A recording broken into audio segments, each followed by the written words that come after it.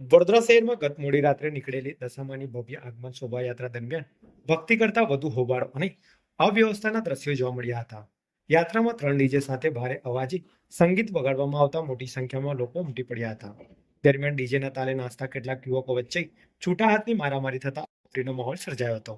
યાત્રા દરમિયાન કેટલાક લોકો દ્વારા જાહેરમાં અભદ્ર ઇશારા કરવામાં આવતા હોવાના દ્રશ્યો પણ સામે આવ્યા હોવાનું ચર્ચાઈ રહ્યું છે. ઘટનાના વિડીયો સોશિયલ મીડિયામાં પણ વાયરલ થઈ રહ્યા હોવાનું જાણવા મળી રહ્યું છે. સ્થાનિકોમાં સવાલ ઉઠી રહ્યો છે કે શહેરમાં આટલા મોટા અવાજ સાથે ડીજે અને લાઉડસ્પીકરનો ઉપયોગ થતો હોવા છતાં પોલીસ તંત્ર દ્વારા નિયમોનું પાલન કરવામાં અસરકારક કાર્યવાહી કેમ કરવામાં આવતી નથી? યાત્રા દરમિયાન ભારે અવાજના કારણે આસપાસના રહેવાસીઓને પણ મુશ્કેલીનો સામનો કરવો પડ્યો હોવાનું કહેવાય છે.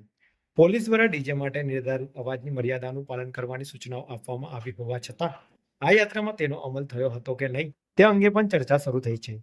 જોકે 120 ડેસિબલ કાનૂની મર્યાદા છે એવો દાવો કરવો યોગ્ય નથી.